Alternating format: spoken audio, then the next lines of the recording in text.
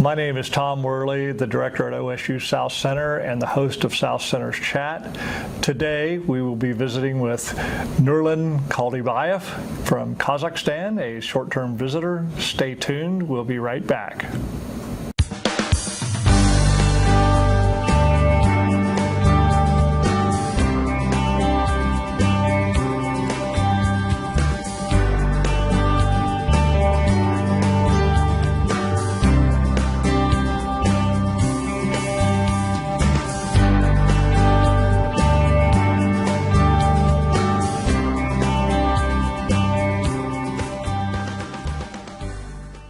Welcome. My name is Tom Worley. I am the host of South Center's Chat here at OSU South Centers in Piketon, Ohio. I serve as the administrative director for our centers, and it's a great pleasure to have a guest today all the way from Kazakhstan. And Nurlan Kuldybayev is a visiting researcher that is spending 2 months with Ohio State University here at Piketon. Welcome, Nurlan, to South Center's Chat. Thank you. It's great to have you with us today, and I think that Kazakhstan is definitely a long way from Piketon, Ohio, and even the USA at the very best. And I think that most people would recognize that as one of the former Soviet Union countries, but as an independent nation, and exchange programs such as you're part of is helping build a relationship between Kazakhstan and the United States of America, and so we're very pleased about that. I think it would be good. I think you've got some pictures from your home country that you wanted to share that shows some of the topography and some of the beauty that occurs naturally over in Kazakhstan. So I think we've got a picture or two. So why don't you introduce us to who that is with you and what's in the background? Yes, in this picture you can see this, me and my wife, we visited one of the famous places. It's Kazakhstan Lake, it's mountain lake, and also this from top view on this lake. Very, very beautiful. Lots of tourists like to go there, it looks to me like. Yes, it's very popular. Absolutely. Among tourists and guests. Absolutely. Very, very beautiful. Oh, such a contrast. Tell us about this picture. Yes, it's a really extreme place. It's located in western Kazakhstan. It's called Ustyurt Plateau. Mm-hmm. It's a desert which we use reserve preservation purpose. So it's extremely dry, extremely hot place. Ooh. In Kazakhstan. Yes, temperature about 45 degrees by Celsius, and there isn't any source of water.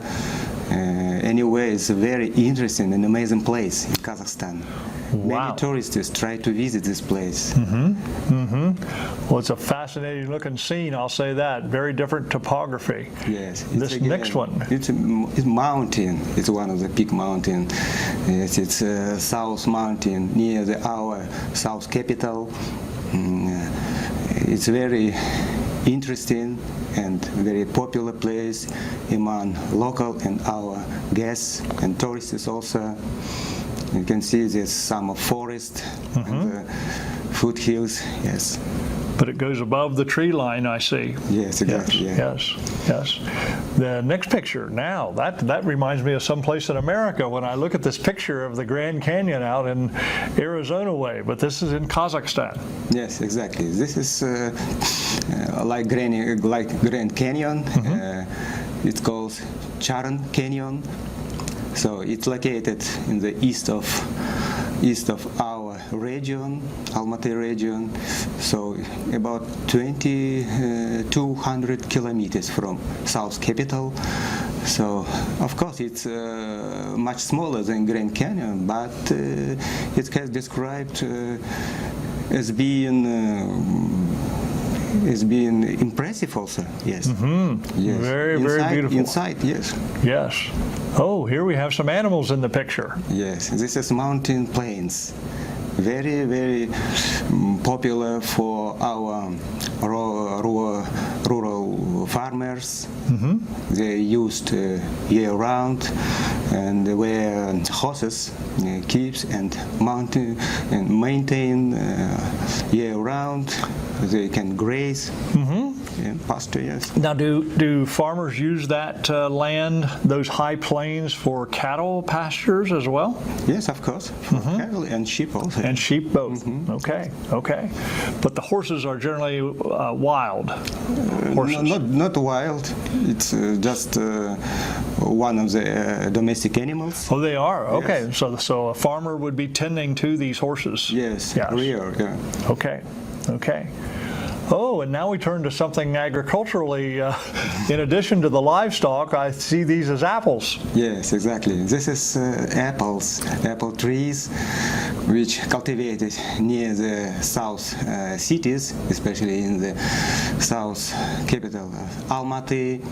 So it's located on the foothills of city, which surrounded our city. So it's a famous variety called apport. Yes, it's this our wild trees really one of the ancestors of cultivated apple trees, which is origin of apple. That's the origin of this variety, is the wild. Yes, it's wild. We can find this wild apple trees in the mountain. Now, you're a plants guy. Have there been better varieties developed by crossing different apple stalks that have been found in the wild, so you've improved to these apples? Exactly. Yes, this is used for some researchers for improve the apple kind of, yes. Right. Very good. Well, I think another very, very important crop, as you've told me, and everyone agriculturally anyway would recognize this as wheat. So tell us about wheat growing in Kazakhstan. Yes, the wheat, it's especially spring wheat, is main crops. Spring wheat. Spring crops, which grow in large rain-fed areas of northern Kazakhstan. Okay. Yes, and really, wheat production of our country, according to 2018, was about 13 million metric tons. Yes, so and also barley was also popular. Barley only 3 million metric tons. And a lot of the wheat is exported to other countries. Yes, we export it to many countries, especially to our neighbors. Okay. I mean Uzbekistan, Kyrgyzstan, and Tajikistan, and also Afghanistan. Okay. All right. And you mentioned barley. Is that more for animal feed then, the barley? Yes. At the same time, the wheat and barley used as a feed grain for livestock. Okay. So it's used both ways. Yeah, both. But you're too far northern latitudes to grow much in the way of corn or soybeans. Those wouldn't be common crops in Kazakhstan. Yes, soybean now used especially in the south part of Kazakhstan. Oh, okay. Yes, and also near our south capital, and very popular. Many farmers try to grow this culture. All other legume species, and yes, I mean peas, and one of them. Oh well, okay, Yes. okay. Yes. So great to be able to grow legume crops to produce its own nitrogen. So Exactly. very, very interesting. That would be in common with many of the practices and crop rotations that we would use here in Ohio and in the Midwest. So really appreciate you having those pictures of your home country and showing off some of the natural beauty and the features of the country. I'd like to turn a little bit to your university, that you are a resident in plant pathology and do your research in that area. I think the name of the university, Kazakh National Agrarian University, and you told me you're part of a center of innovation. So could you talk a little bit about the Agrarian University and then the center, and then your activity in research in plant pathology? Yes, exactly. Sure. Our Kazakh National Agrarian University, it's one of the oldest and one of the big national agrarian universities. So it has different faculties, different departments, and I work as a researcher in the Kazakh Japan Innovation Center. Is a part of our university. So in center there are 4 departments. Electron microscopy department and genetic engineering department and food and ecological and microbiology departments. So each of departments work with our customers direct, and we try to use all of our modern equipments, and of course in these equipments also can work and train our students, masters, and doctorants and teachers and other staffs. Yes, and also guests. So it's free. We open. Oh, wow. Yes. You mentioned you serve the needs of your customers. Are some of those customers other university researchers, or are they private businesses in Kazakhstan or beyond? Yes, it's customers mainly from farmers. And yes, and other agricultural enterprises. Oh. Yes, but anyway, some specialists from other universities can possible to visit and work in this equipment. Oh, okay. Yes. Okay. Now you've intrigued me a little bit when I hear you saw I perked up when you said that farmers were customers. Is it to have actual problems or ideas that an individual farmer has that they want you to do the research on? Yes. Okay. Is it that type of an arrangement? Yes, it's a type of arrangement.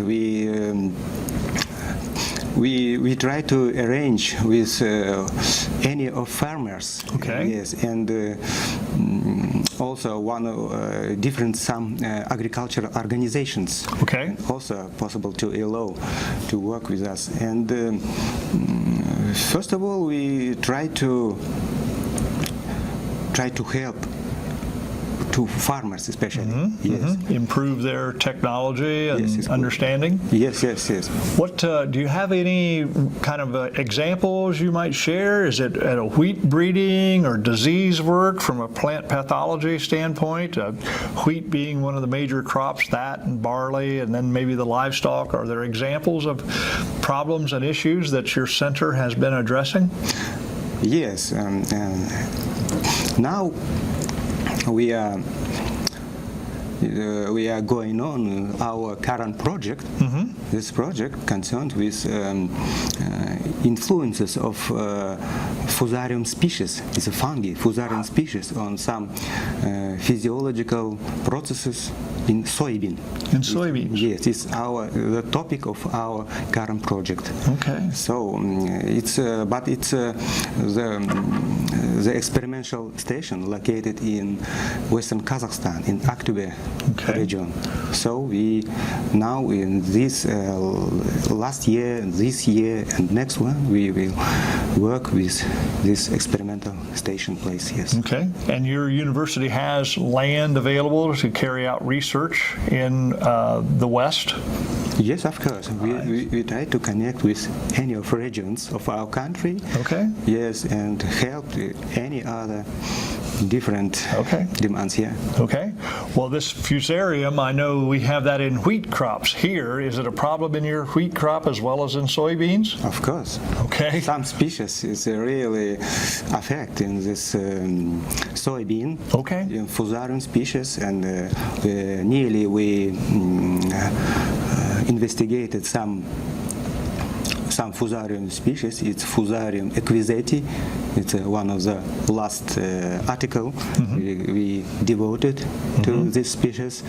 And so, maybe next year we try to join to another new projects. Okay. Yes. Okay. Also, it's connected with some of the fungi. Right. So do you, is your approach to try to find varieties of soybean that are resistant to this fusarium species? Or is there a treatment that you do, some sort of a seed treatment or some rescue? Yes, of course. To control. Some part of work is connect with treatment. Okay. Yes, just it's as inoculum. Okay. Inoculum treatment. How it's influence, how it's affected to the seeds or the seedling. It's of course it's now it's very important for farmers. Right. Try to find what is the soil-borne diseases really affected. Right. So soybeans are becoming a more important crop in Kazakhstan? Yes, now today it's a very important crop for Kazakhstan because many customers, I mean like China, try to buy this crop. All right, Yes. right. So you'd grow them not only for your own industry, but in China. Yes, of course. Well, that's interesting. Soybeans, even in my lifetime, are a relatively new crop. Since I was born in the 1950s, soybeans were introduced in the late 40s after World War II and now have grown to occupy roughly 50% of the cropland in Ohio, half in soybeans, half in corn.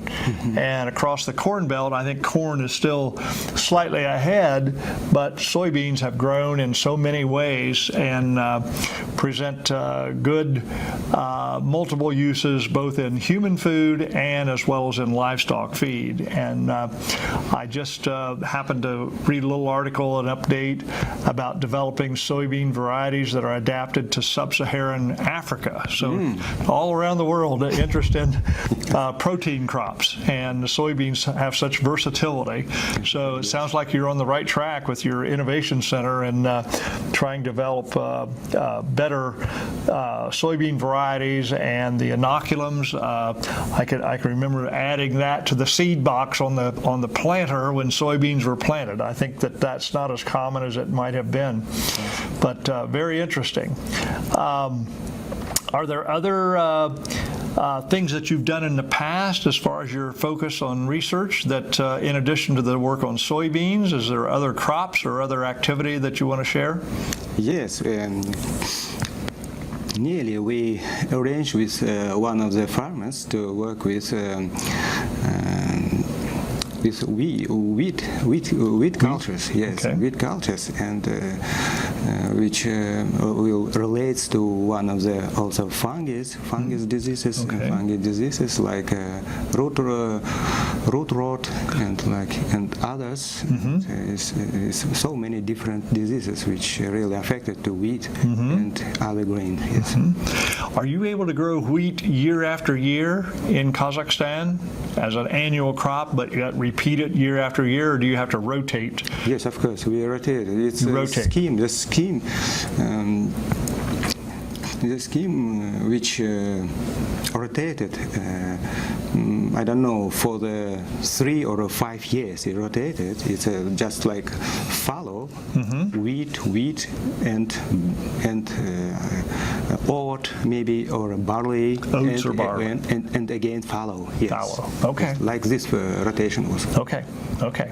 Well, soybeans work well in rotation, as you know. So if it's adapted to those areas, why soybeans would be a great addition to that rotation, it sounds like, with the ability to fix nitrogen and have that carried over for the wheat crop and those others that you mentioned. So sounds like agriculture is really moving forward in Kazakhstan, and I would presume that technology and large equipment is pretty common in Kazakh agriculture. Are the farms large and use big equipment, or they tend to be small farms on few hectares by one family? Can you describe that for me?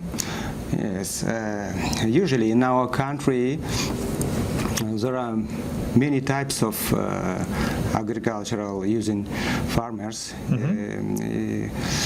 especially the big areas which cultivated in any crops, mainly by big farmers. Yes, and big agricultural enterprises. Yes, it should be, of course, it's successful farmers. Yes, and these farmers, as a rule, more subsidized by government. Oh, they are? Yes. Okay.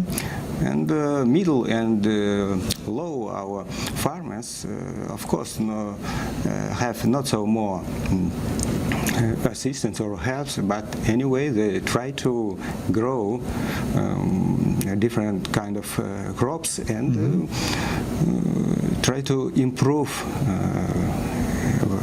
work with other research center like our. Yes. Okay. Okay. Those kind of middle-sized and small farms.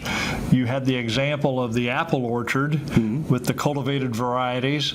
Do they also grow a lot of vegetables on smaller acreages in Kazakhstan? These smaller farmers. Yes, small farmers, particularly in the south near our city, mainly cultivate some tomatoes, like tomatoes and other cucumber or like this crops, and also soybean and I don't know, potatoes. Potatoes. Yeah. Yes, potato. Potato is one of the, I don't know, second crop after wheat, I mean. Oh, it is. Really, Oh, it yeah. is. Yeah. Oh, and I think you had maybe another picture or two of some traditional foods in Kazakhstan. And yeah, maybe you want to talk about those. We're getting close on time, but we have time to talk about a couple more things here. So tell us about this dish. Yeah, this is one of the famous dish. Okay. This dish which relates from our ancestors to nowadays local citizens. It's the name of besh parmak. So it's from meat, Okay. especially from horse meat, and I don't know, beef, of course, and sheep maybe, Okay. and of course added noodles.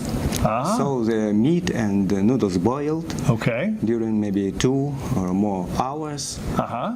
then finely chopped and served in a big round dish. So, and of course it's spiced with some onions or pepper, Okay. and finally offer special drink. Okay. Sorpa. It's from meat broth. Oh, Yeah. okay. The broth that dish is cooked in, the same broth, or is it different? Different, yes. It's different. Yeah. Okay. Did I see potatoes in that dish at all, or Yes, not? yes. Sometimes people, yes, Add try some to use, yes, try to use Pasta, potato. yeah, Try potatoes, to maybe put, the yes. small potatoes around the Yes, and edges. some of greens also. Oh, it looks very, very tasty. It's a good thing we just had lunch. I offer to visit our country. All right. You can test it. All right. And another traditional dish, very unusual looking. Yes, it's a very popular dish called hummus. Hummus, it's made from fermented sour flavor drink unpasteurized, unpasteurized mare's milk. Mare's milk Mare's milk, yes. from horses. From horses. Okay. Yes, Okay. it contains so many kind of useful ingredients, like I don't know, carbohydrates or microelements, some biological active substances, and proteins, of course. Wow. Yes. So you mentioned that this is served cold, chilled. Yes, it could be stored in the fridge, and especially in the hot condition, it could be used and really satisfy the hunger and the thirsty. Yes. Wow. Yes. Yeah, you said it's mainly in hot weather. I think that you would tend to consume this. Yes, exactly. Yeah. Yeah. Well, I can see that you like it because just seeing the picture, it shows. I try to offer one of the next product. It's called Kurt. Kurt is also dry sour milk product. Oh. Yes, it's absolutely dry, like a ball, but so also has some unique I don't know, sour flavor taste also, and especially many people try to use in long distance when traveling. Oh, okay. Yes. Okay. It's Okay. really so good and so useful for Okay. body, especially keep on some moisture in body. Right. Yes, Right. yes. Now, is cheese a big item in Kazakhstan? Yes. It is. Yes. It's just, From do you use the mare's milk ever to make cheese, or goat's milk, or no, yes, it's cow's milk. Cow's milk. Cow's milk, from cow's milk especially, and try to make some special balls. Okay. Dry it, and yes, it's good one. Need to taste. Excellent. Later I try to introduce with. Okay, okay. That'd be very nice. Well, I know we're down to just a very few minutes left, Nurlan, but I want to compliment you on your English speaking skills. And I think we talked a little bit earlier about that. Share with us, you studied in Kazakhstan to begin to learn English, and then you had some time in another country, an English-speaking country, probably the original English-speaking country, England. Tell us a little bit about your English training. Yes, in the end of 90s, I tried to learn English in this original place of English language. I mean England. I mean Great Britain, and one of the city. It was Brighton, where I was 2 months and visit some special private course. Yes, wow. There I little bit improved my English. Excellent, excellent. Yeah, I think you mentioned, kind of being immersed into the English-speaking world for 2 months. Why, you have to do or die, it seems like, to operate. So that was great that you got the opportunity to come here to America and begin to learn our English, American English, which tends to be a little bit less formal, I think, Yes, than exactly. than that spoken by the folks over across the Atlantic Ocean in England. But certainly your time is underway here. I think you've been with us the last few weeks, and 2 months goes by pretty fast, I know. But just very briefly, you're working with our soil scientist in the Soil, Water, and Bioenergy program.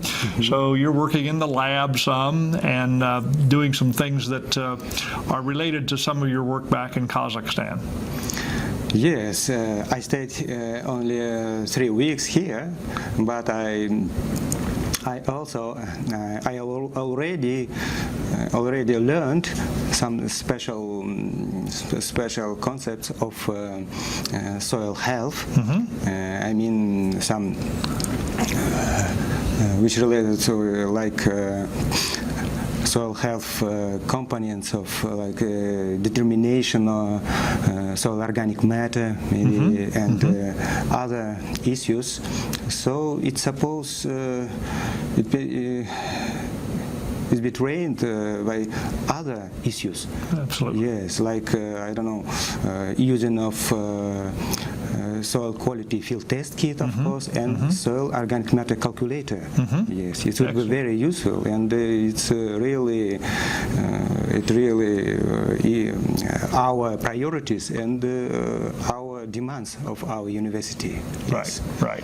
Well, Nurlan, this time has gone so quickly, and we must wrap up, but I very much appreciate you being with us here at South Centers, being with us in Ohio at Ohio State University, and want to wish you well on your return to Kazakhstan in the next few weeks. And it's been a pleasure having you on the South Center chat today. So once again, thanks, and look forward to staying in touch with you. Thanks, Tom, and my special thanks to Dr. Rafik and, for invitation here and to participate in this chat. All right. Thank you. Until next time, this is South Center's Chat for today.